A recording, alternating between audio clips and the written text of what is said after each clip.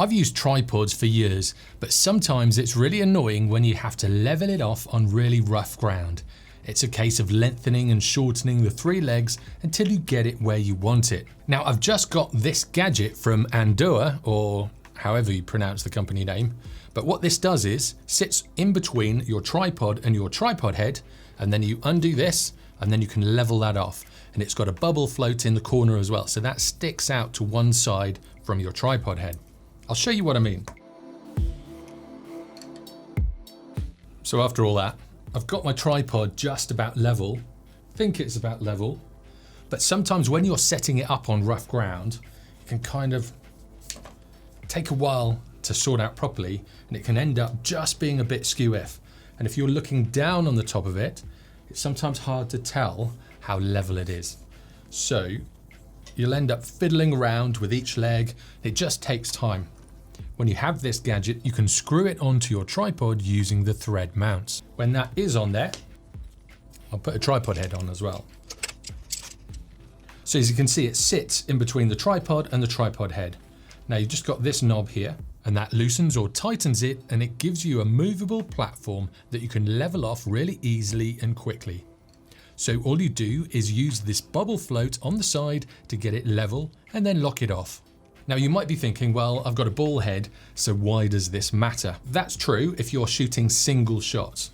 With a single shot, you can aim your camera up, take a shot, and that's it, you're done. So you don't really need this bit to be level. But if you're shooting panoramas, or if you're a videographer, you do need this to be level, because when you rotate that camera on that tripod head, if the base of the tripod head isn't flat, that horizon will drift off. And I'll show you what I mean. So if this was out and I leveled up the top, so that top is level now, so it'd be good for one shot. But then if I twisted it around, look how unlevel it is now. So that's the thing with these.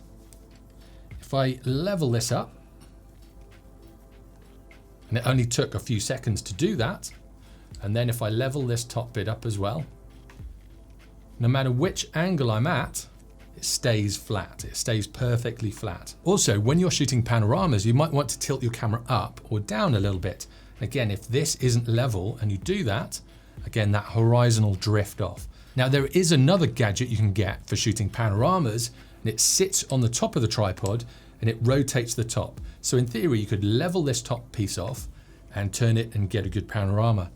But sometimes you want to tilt your camera up and get a panorama of that. And if it was on this top piece and it was tipped up, if you rotated your camera, that horizon would basically bow in your panorama. Now with this gadget in place, because the base of the tripod head is level, it doesn't really matter where you point it.